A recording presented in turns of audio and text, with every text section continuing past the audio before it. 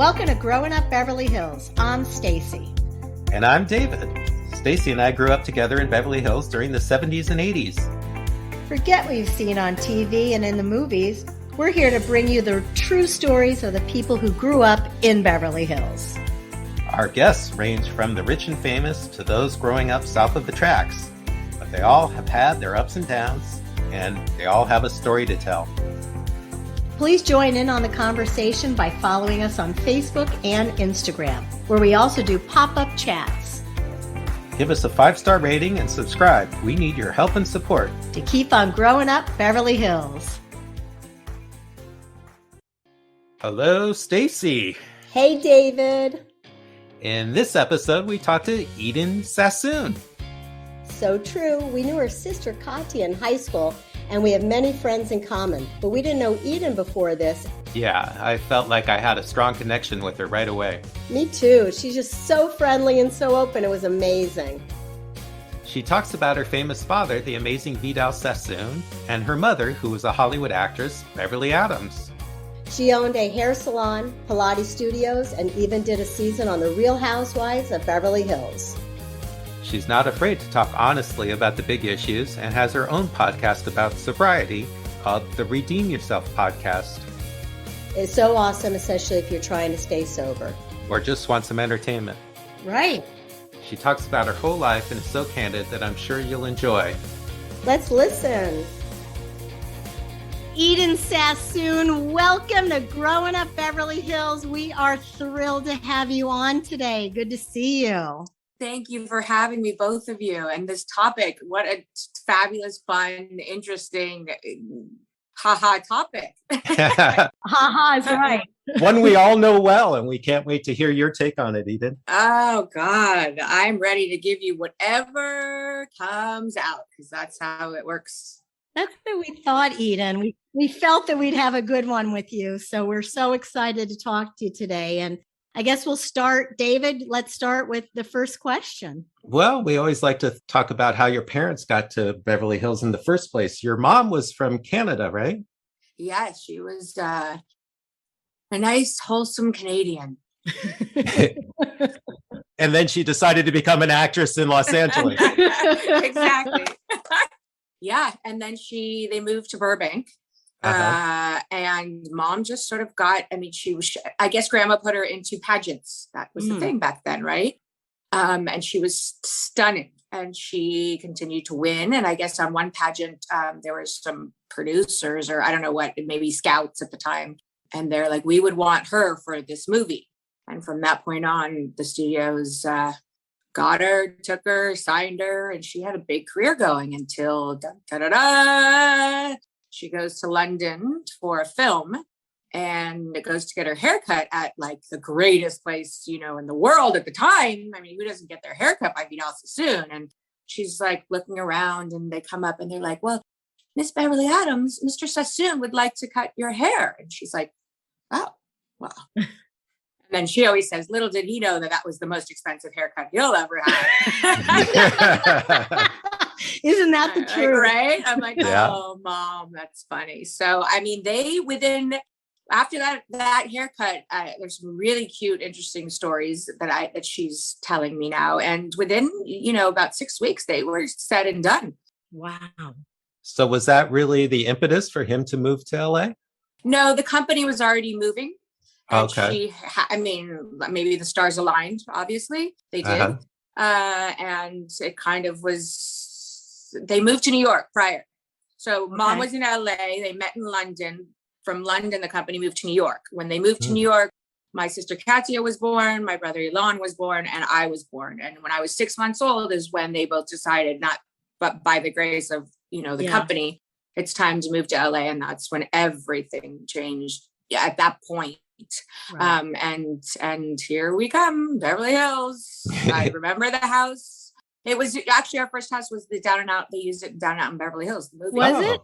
Yeah, so it was on Bedford on the corner. I think it was 802, I want to say. I remember for some reason you had a house near Coldwater Park. We did, right across the street on the corner. And that those are, for the most part, were all my, core memories come from. Yeah. Yeah. All my torture. No,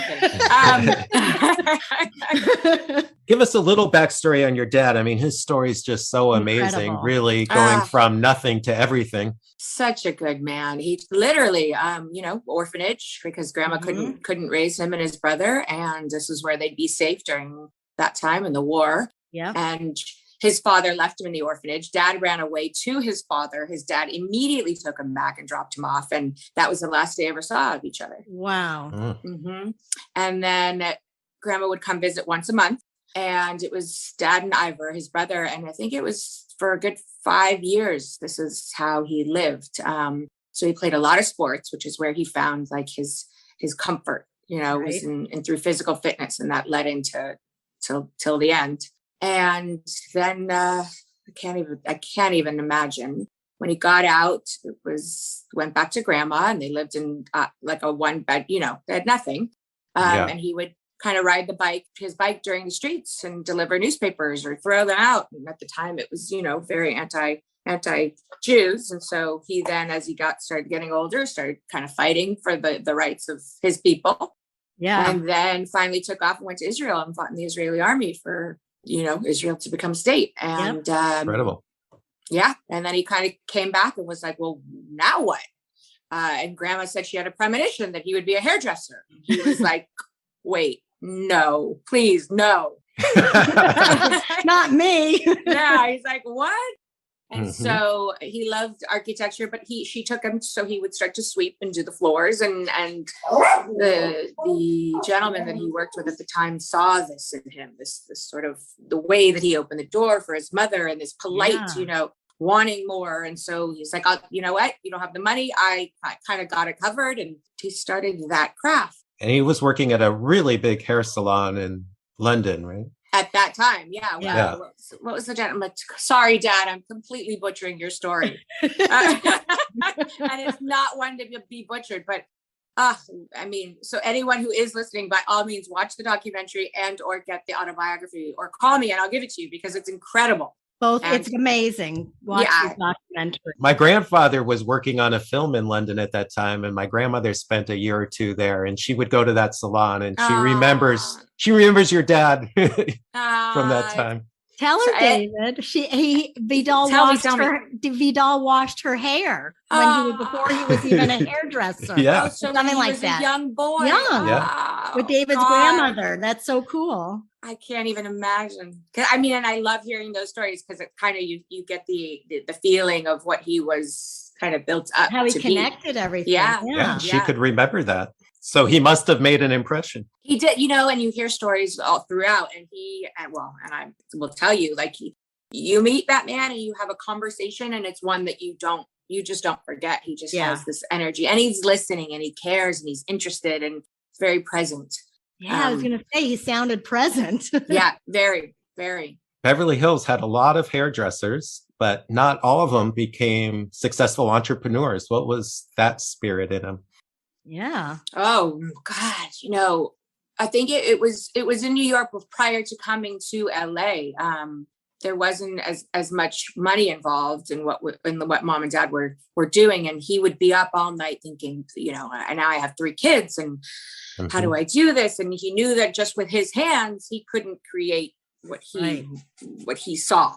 And so at the time, it was like, okay, the next thing was one, teaching a team. So creating the education for what was to come and what is Sassoon as we know it, which I don't necessarily know that, especially generations today, they don't realize really where the foundation of hairdressing came from. Correct. Hair cutting. Yeah. Yeah. And so he started that, and he knew that by, teaching one, that it could go global. Wow. And keeping that education alive, hopefully for a very long time. Things are shifting, and then a product line. A product line would be the next best way to make money while you're sleeping, is what he always said. Make money while you're sleeping. Amazing. But he must have never slept because it became quite a product line. That's funny, right? Oh God, yeah. And that's when coming to LA, that's the products and the schools and everything just like at once just took off. Yeah. How old were you when it really took off? Well, I was 6 months when we moved here. So that was the beginning of and the shampoos and that whole line started at the same time. Right away. Yeah. Pretty much was like in the brew.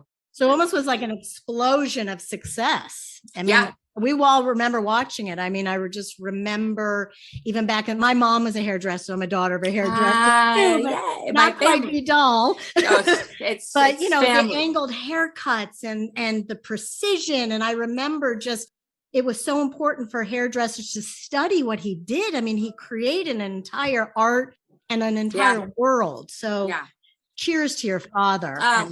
He always said, I wish I had another original idea. Oh God.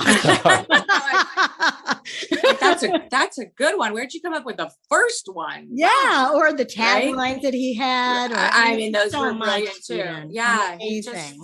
I was thinking about it, and we had a lot of people with famous parents, but not with the exposure of your father, because you know, somebody back then was on TV maybe once a week or in a movie once a year, but your dad we saw in commercials all the time. Do you remember those days? Right? Yeah. And then we'd have the shampoo bottle in our shower, with the name on it. Oh, the brown bottle. I mean, I remember it all. The smell and I mean, they created a lifestyle brand that dad was with you everywhere, you know, you went. And it made you feel like, oh, if you don't look good, we don't look good. You just, women started to feel sexy. And then men wanted that. And it just was part of creating, coming out of the 60s, you know, like it was part of how we were.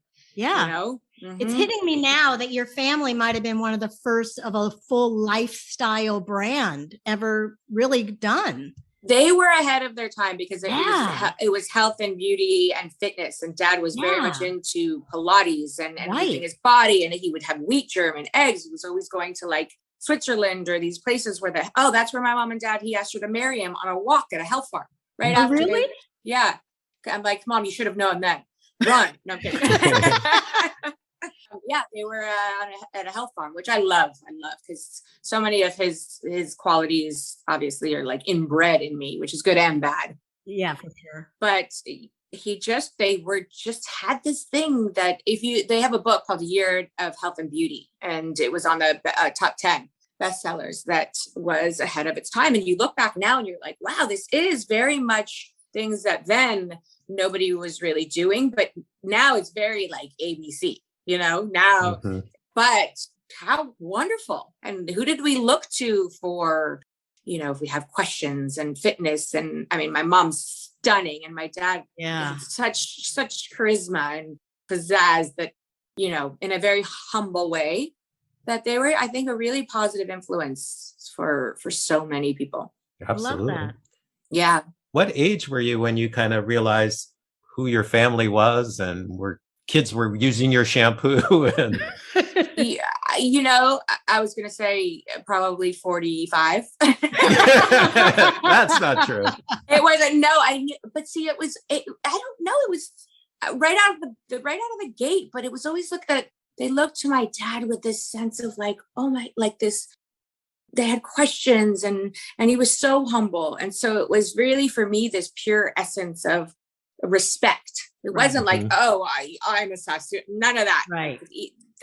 That wasn't how I rolled or grew up. Never. There wasn't a big ego on my shoulder. Yeah. I was like, that just didn't, I mean, my sister was the first child and I think, she had a huge heart too. But she might've been impacted and affected a little bit more with, holy shit, my family's, you know, one of the more well-known families of our time then. Yeah. And she's no longer with us. So I think, you know, I'm grateful that I got to be the youngest child. And I think we all had our different aches and pains. I always questioned why and how, and I didn't feed into, he sort of took us to different countries and put us in the middle of things where people didn't have much. And my heart bled. I was the kid that my dad's like, go to the Peace Corps, go help the world. Because I wanted to do that. Great. So I had the bleeding heart syndrome and what could I do for everybody and anybody? And I still do that a lot, but with boundaries a little more. And it becomes a lot. Yeah. And I was thinking there might be a pressure of like, we don't look good, you don't look good. Did that apply to you guys and your and family? Your family? Yeah, we all had it in our own ways. I took it where, when I was maybe still at El Rodeo, it turned into the food issue. Food comforted my soul. Mm-hmm. And so whatever was going on, because at some point, they got divorced at the age of 7. So right around there, I found food to start to comfort me. Yeah. And at that point, my mom was in her alcoholism, kind of real. Right. and it had been for a while. And at that point, my sister got into using drugs and alcohol for her own, relief. She was maybe 14 then? Yeah, I was 7. She's 5 years older, 13, 14. Because remember, she got married at the age of 15 to Lucas. We remember. Yeah. Well, we both knew your sister, and we both really, knew you were friends. Yeah. And no, you can I knew talk. Your sister for sure a little bit, and we both grew up with Luke, and we both were in the same grade as Luca, and we remember clearly when they were engaged to get married, because I know that you guys she had to get her permission right from your parents. Oh yeah, no. Well, I mean, it was like huge. It was I mean, for me, I was just a little girl. You were a little girl. I was just sort of floating through the insanity, not realizing it was insanity. But then again, it's kind of. Am I allowed to swear or not? Yes. It's kind of fucking cool that I don't like to think inside the box, but I am very like a giving. I want to give. I want to help, and we are born into, this is how you do it. No, this is not how we do it. So I guess it started back then, whether we want to label it negative, positive, shit happens. This is how it kind of unrolled. And so prior to finding Luca, she asked my parents, because she was modeling. And so she wanted to move to New York. Yeah. Very young. Yeah. So she got emancipated. And she moved to New York, and she was modeling. And I think at that point, obviously started dabbling in drugs and alcohol. And she started to become her own, critic and worst enemy. And the battle, the good and the evil, started to happen really, really, really young.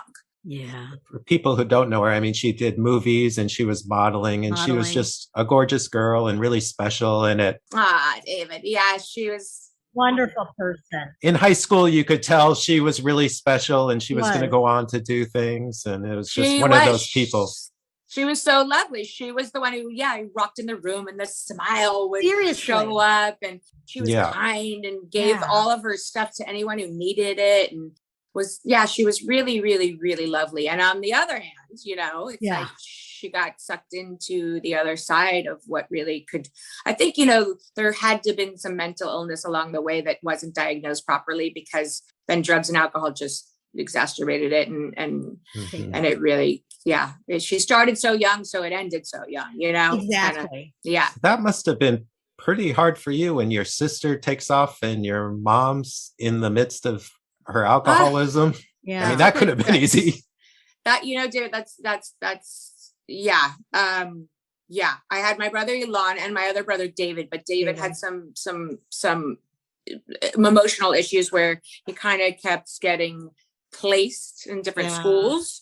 And look, my dad is who he is, did the best he could, but had to try to figure out how, no one tells us how to be a parent, right? Nope. Well, he must have had to spend a lot of time working and on top of that, he was doing a lot of charity stuff, it sounds like. A lot, and traveling. And then my mom, obviously, and God bless her, I love her, she's still alive.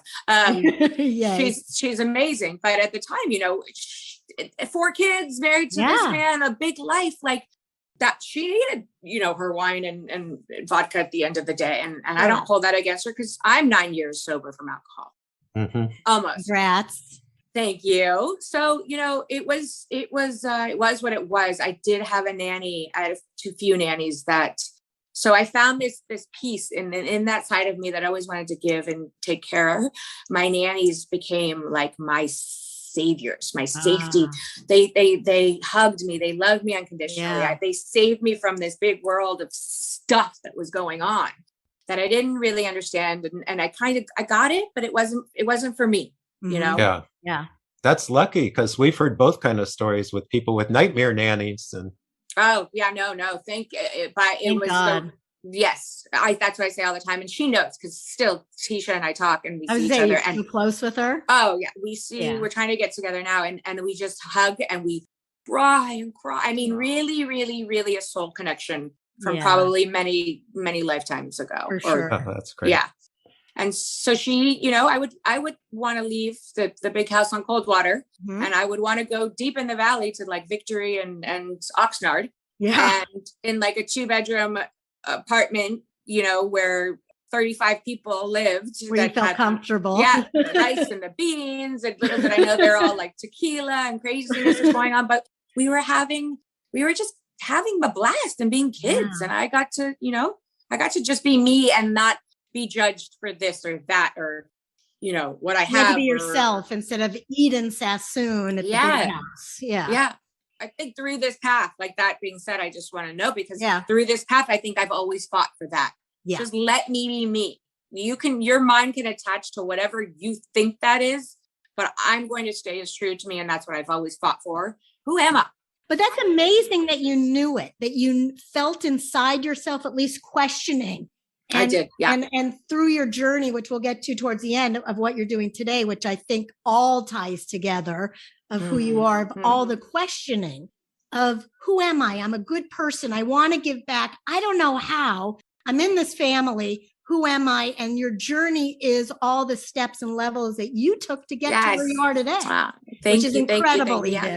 Thank you so much. Thank you. I just always, you know, I always just question. I always had this idea, like, okay, what is it? What is it? What are we doing? Why are we here? This isn't it. This isn't it. This attachment isn't it. That behavior is not feeling right. This isn't, you know, so I, along the way, have always searched, you know.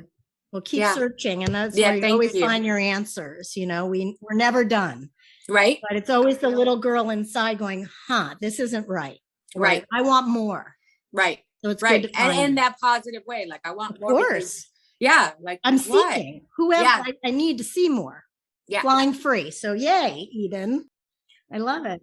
I love like being 48 and I can, and obviously we're touching on parts of the story, and I know we're not even done talking, but going back and telling a story, you're kind of like, wait, was that my life? You know, like what? Because I could be like the barefoot hippie, you know, running around in the dirt, sitting, or you could take me to the Ritz on the beach, and I don't know, and I might, but I'm happier when like, let's just, why do I don't need this. Let's sell it. I don't have to buy that. Let's, you know, but it's that process. Or I could, you know, we wear our party and love bracelets, but like, I don't want to be attached to those, you know?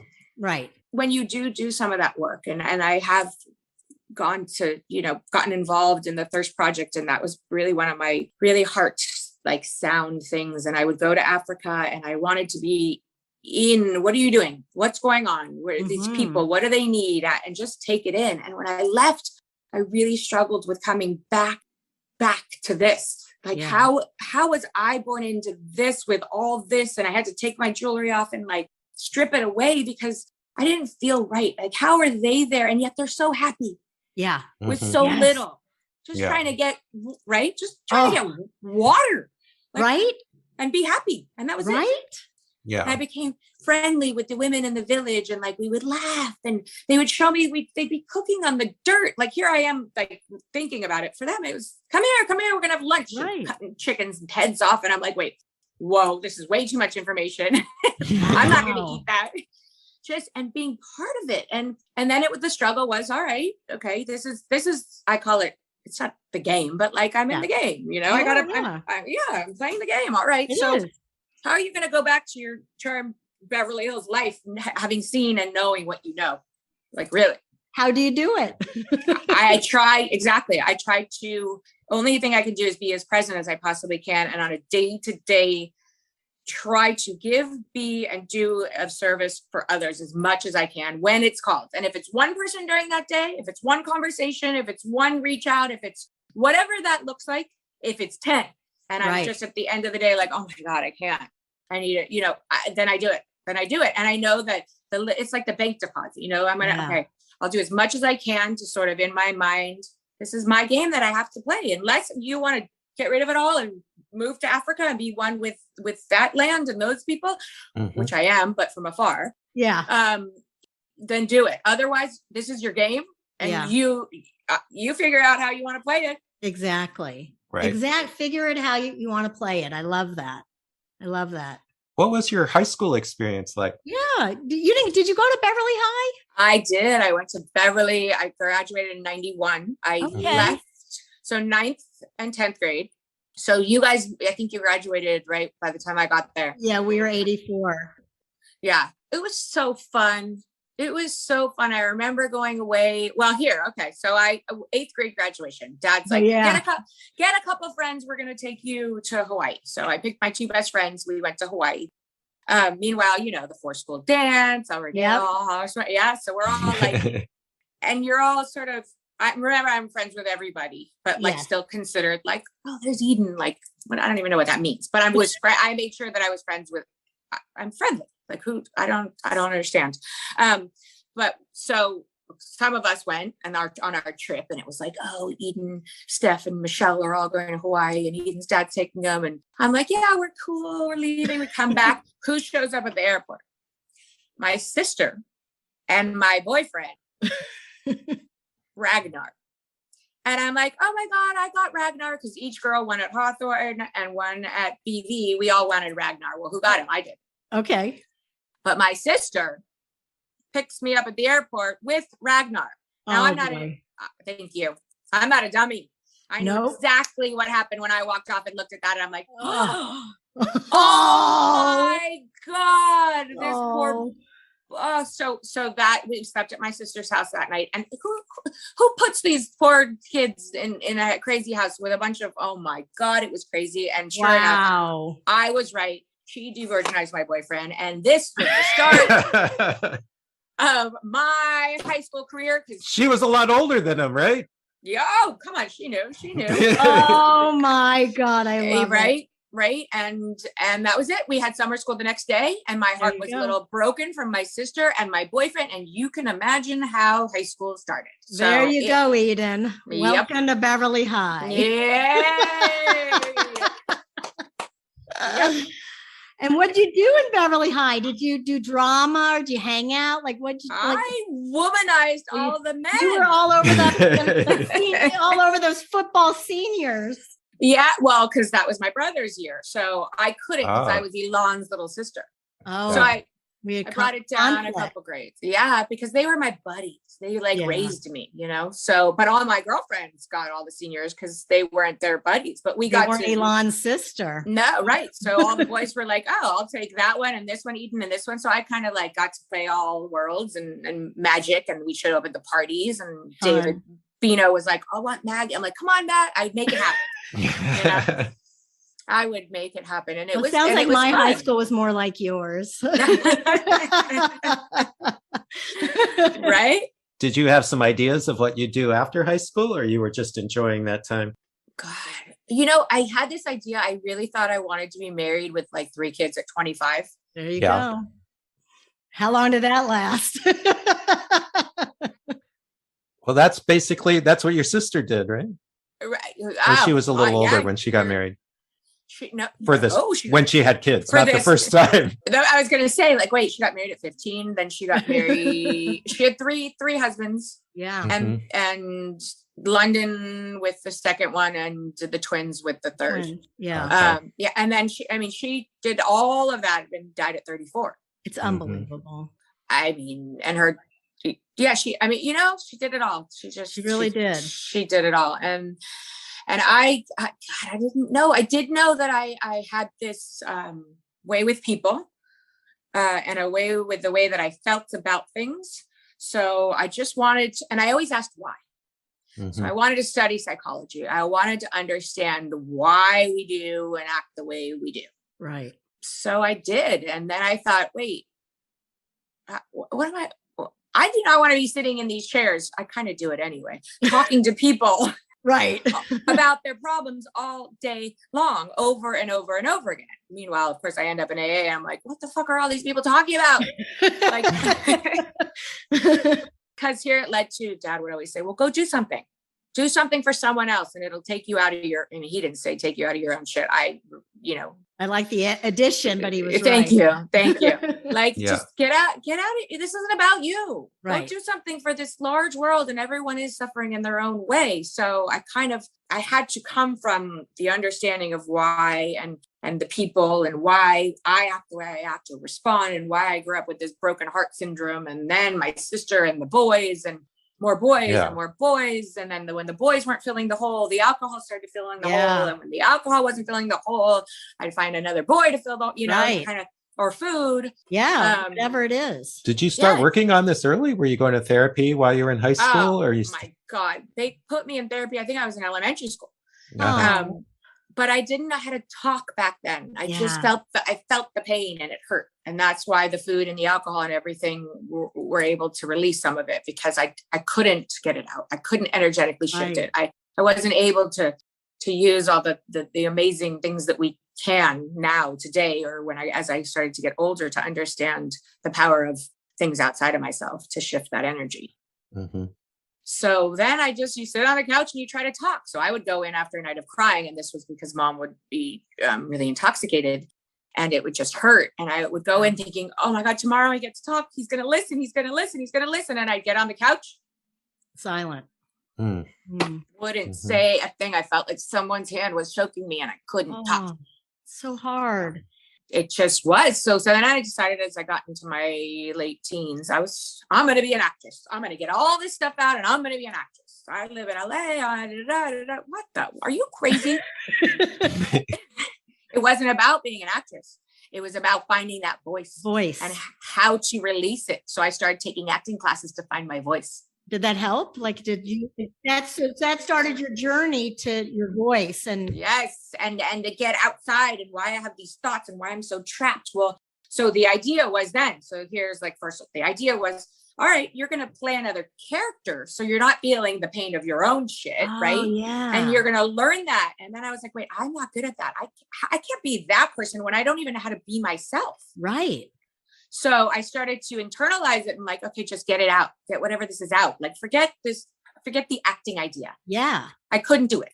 But if there was something I had to do, or Meisner technique, really being in the moment with someone else, it really started to unload what was in me.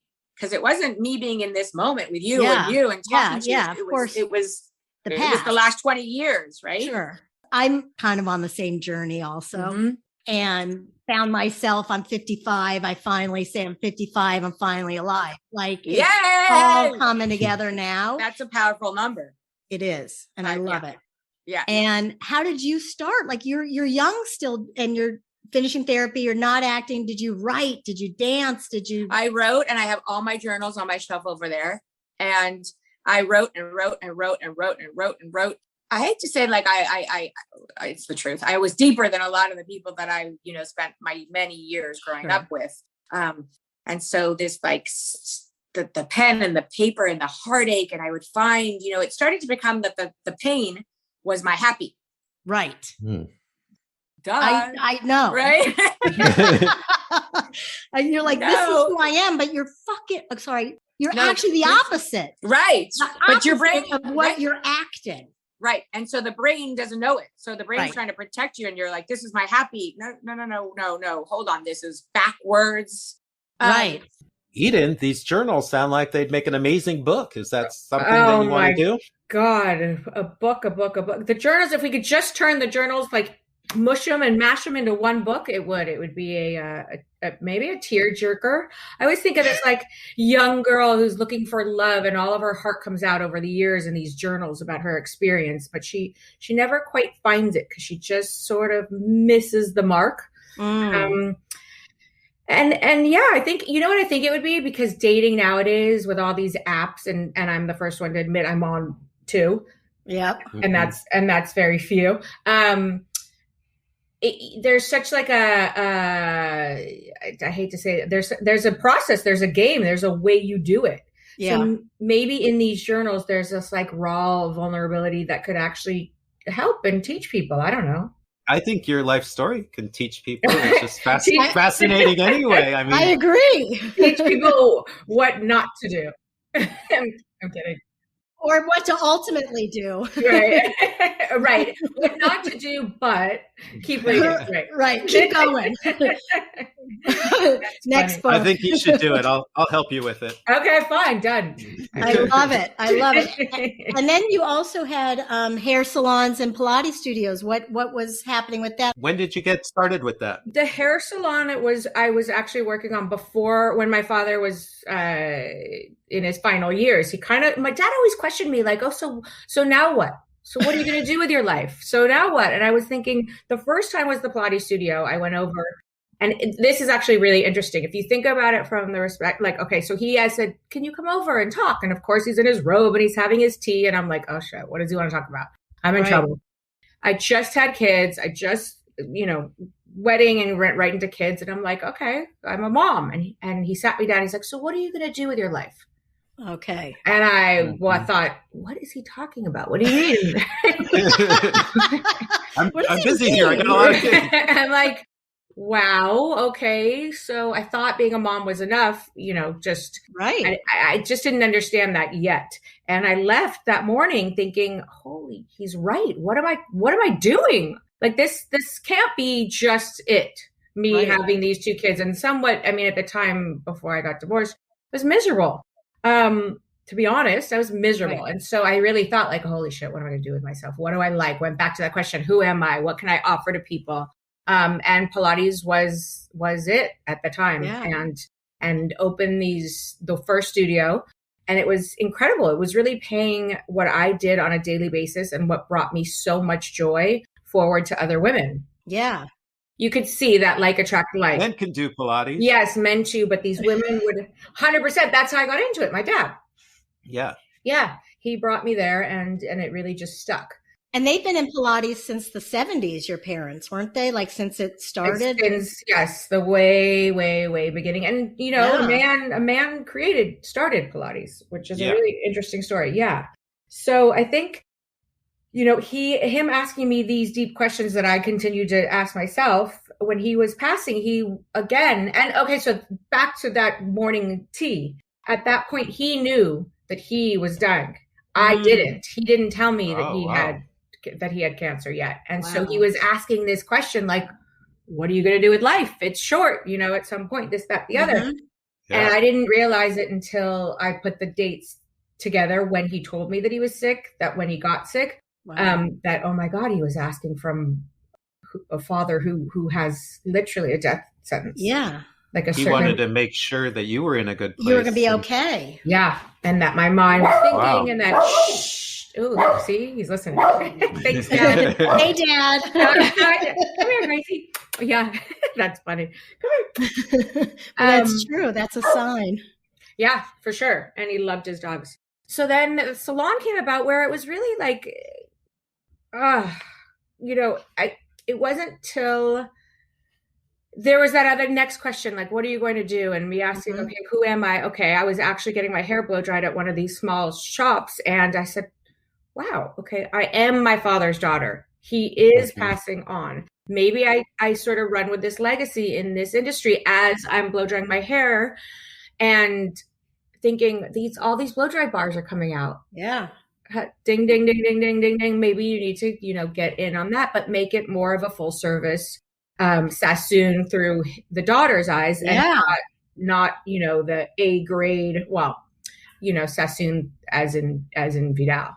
So I started to create that, and I thought, it was a wonderful idea, and it would have been a wonderful idea. And I learned exactly what not to do in the business, and how the business really runs, and all the red tape, and just it's insanity. And wonderful to have seen. But then I was in therapy, and she said, well, tell me about this salon. And I just started to cry. And she's like, oh, so you miss your dad.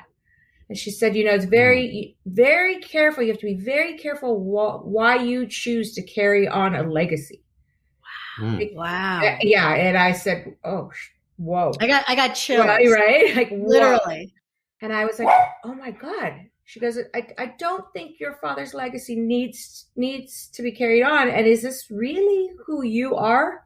Wow. And I'm like, no, get me out of here. No, because it was really like fighting all those years. I'm like, I want my dad back. Let me get into these hairdressers who love and respect and honor him and sort of teach them what he taught me. Like, what?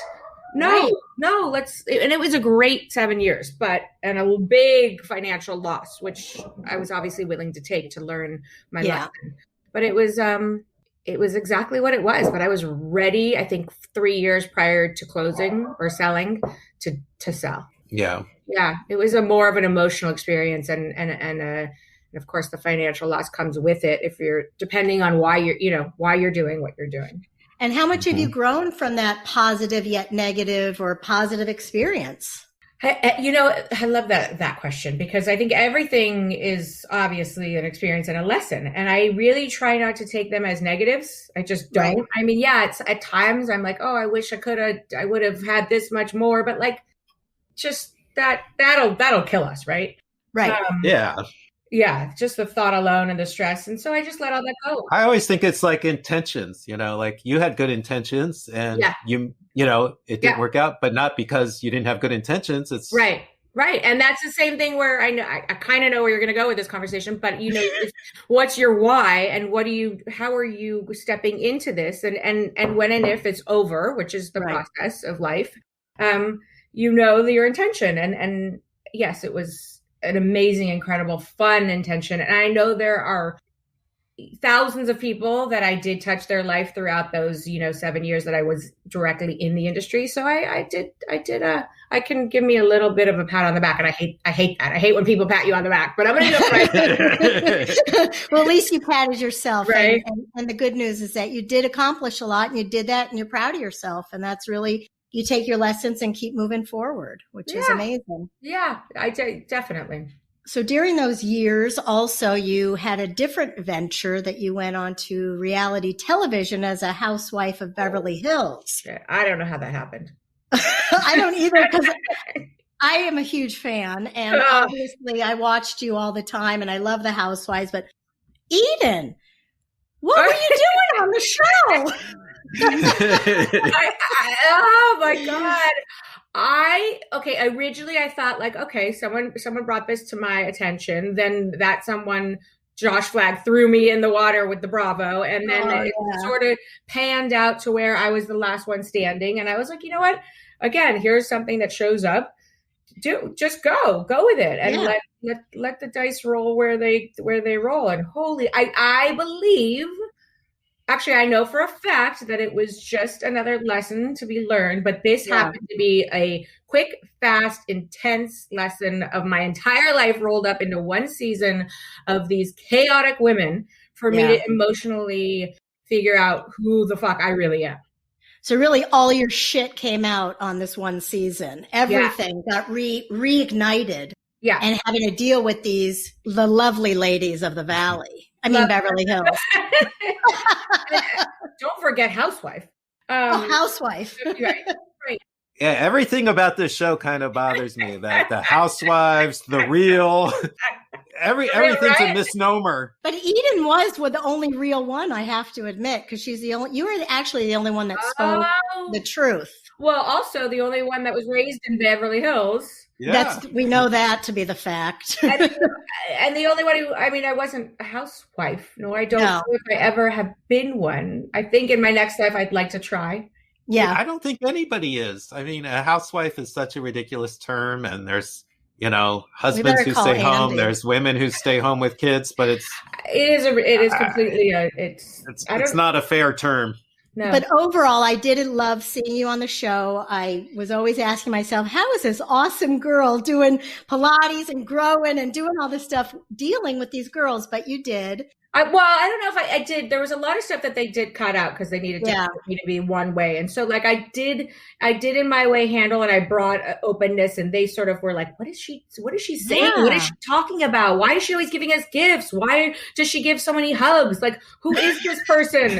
And I'm like, why are all these people so fucking crazy? And why when we go everywhere, there's so much drama? And when that drama would come up, which was always, I would start to go like this, and my heart would start to go like this, and my mouth would start to And I was frozen, literally frozen. There was an event that they had, a party down by the beach, and it was the whatchamacallit theme, totally spacing, Gatsby.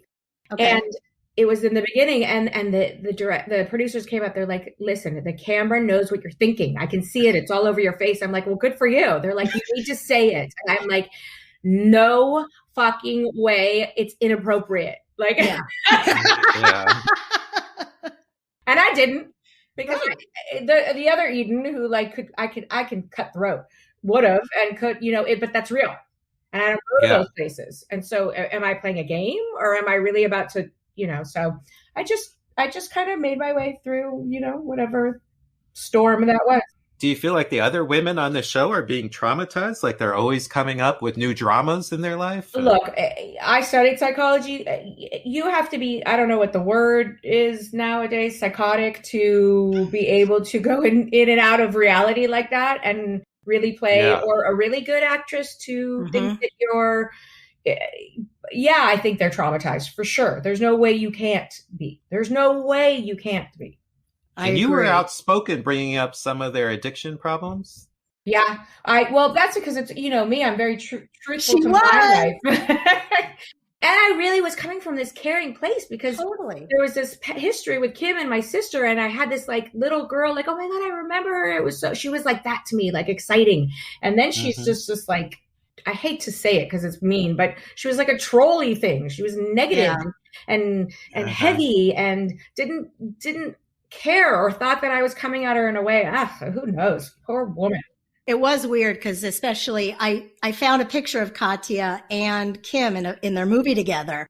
And it's interesting that you had that history, that your sister and Kyle's sister, did a movie together, grew up in the same time together, probably were friends and knew each other.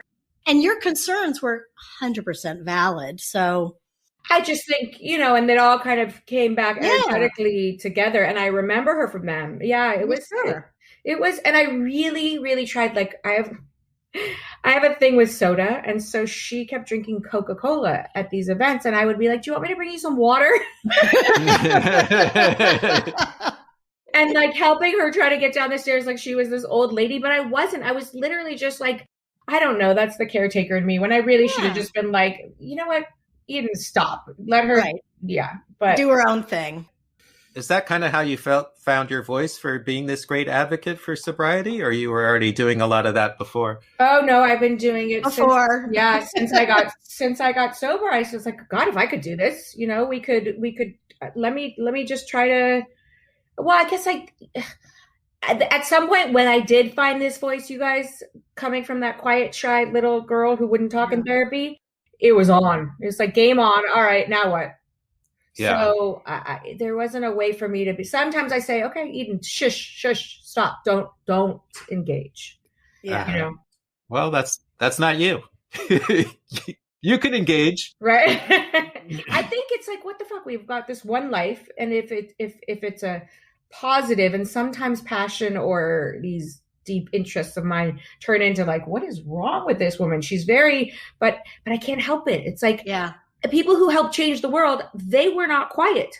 No. Take it on a very small scale, like smoking. I'll walk up to someone before they smoke, because I smoked, and I'll get in their face and I'll be like, wait, hold on. Before you light that cigarette, give me 3 good reasons why you want to smoke that cigarette. Because we do things so just like, we don't even think about it. So they're like, oh shit. Oh. And you really can't, unless you come off with like, oh, I just whatever, feel like it. Can't give me 3 good reasons. And then they look at me like, really? You just had to ruin my moment of joy? And I guarantee you by that night, they're thinking, who is that crazy lady who is tapping into my subconscious? I don't want to smoke this cigarette. I really don't want to smoke this cigarette. This cigarette's going to kill me. And and so I think, I don't know. I like those moments of getting into somebody's like, wait, only because I need someone to do that for me. Right. I was going to say that. And it's kind of cool that you can do that, because you kind of are harping on people, but also bringing awareness. Right. And saying, maybe you can change your life. Maybe there's a better way to look at this. Maybe you don't need to light up today or take the drink, or, do something and let's try to find love and let's move forward into a better light. Right. And I will be the first one to say that I could maybe come at it without that tiger in me, but like I just haven't found that lack of tough love place yet. I totally relate because I have the tiger and my communication skills. I have to constantly calm. Right. Another thing that I've heard you talk about and that you're really real about is plastic surgery, which of course is so prevalent in Beverly Hills and all over the country. Yeah, all over the world. Hi, Dubai, like people everywhere. And it's interesting because obviously we, doctors will travel for the dollar, smart men and women.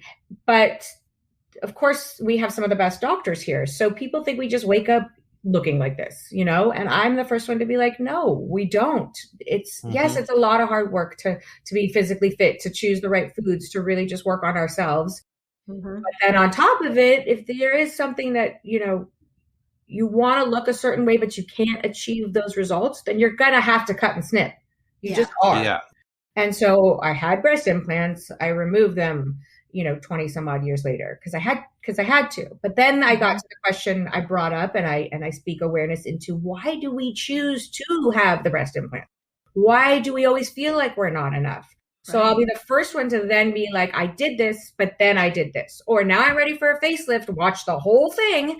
And I'm so grateful I got it. But when will it ever be enough to say, I'm okay as is? And maybe it won't be. I don't know. But I'll share my experience. I love your honesty.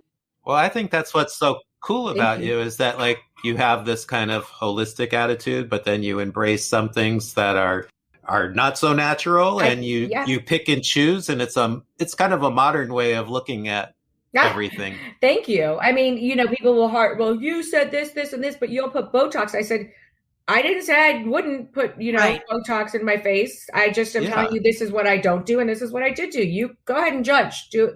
Right. You do you. I'm doing me. Right. And I'm going to share my truth for whoever, I think that's a better lifestyle model for people. It's like, well, you don't have to be strictly this or that. And, right. Right.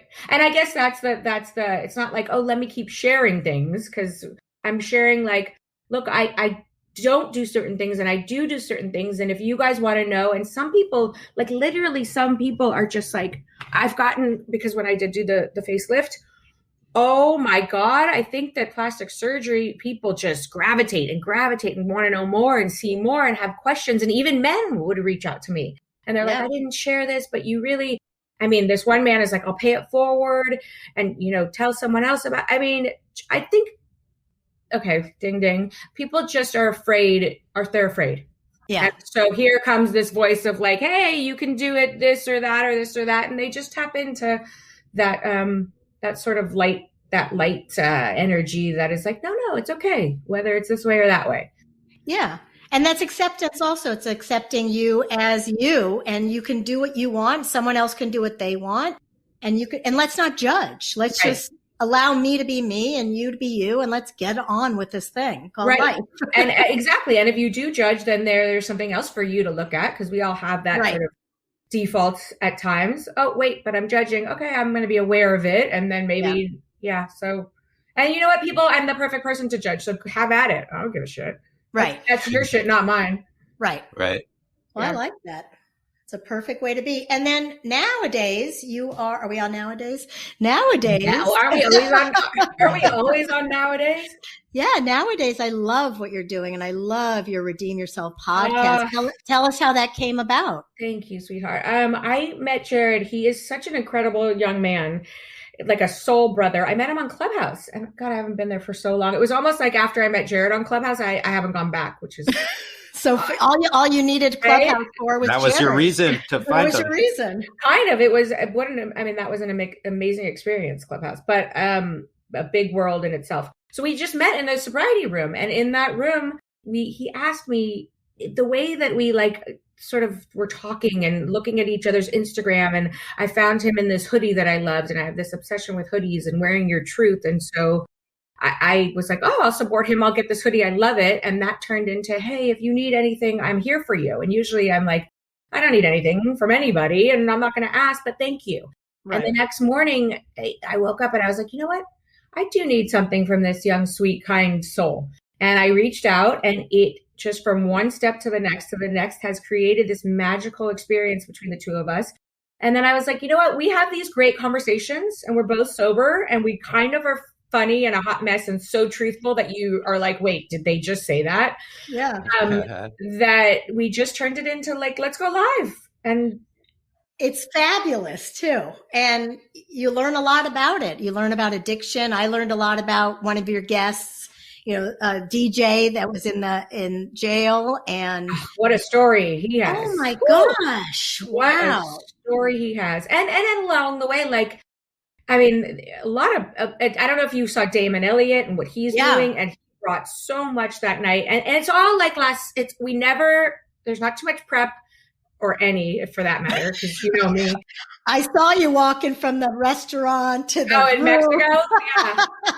It's like life. Like, why prep for life? And why not just live? And we kind of just do that, and it works out magically. And we'll see how that, unfolds. Well, it's fabulous, and luckily it helps others. So your message is good, and that's what's important. People write like, "Are we going to get our daily dose of therapy tonight?" I'm like, that's funny. If this is therapy, then I don't know what. And I'm doing my job. I'll tell you that for sure. Right? Oh my God, it's great. It's really fun. We love it. We love it. We love it, and we love talking to you, Eden. This was just an honor. You guys are amazing. And I think that, I'd be honored and happy to one day like co-host with each of you to get the other person's story, because I think it's so important to really know who you're talking to and what their kind of fruits and where they came from. That's a great idea. We like that. We love you so much. We're gonna take you up on that, because I would love to be interviewed by Eden Sassoon. Oh my God, that's just maybe we'll get some tears. I don't know. We'll just have fun with it. It's a big story. We'll do it, Eden. All right. It'll be a lot of fun. Well, Eden, thank you. Oh, and also thank you for everything. And thanks for, I was going to try to do an Eden Alpert. Oh my God. Can we talk about Eden Alpert? Yeah, let's talk really quickly about our dearest friend, Eden Alpert, and our growing up Beverly Hills fan. Eden, a big supporter of the show. We want to support her back, and we want everybody to go eat at Vibrato and listen to their amazing music. Oh my God. They're back live. Make sure you talk to Eden. Say, Eden, I heard Eden, and they were talking, because we always do the double E. Yeah. She's just an incredible, smart, savvy, kind soul. Yeah.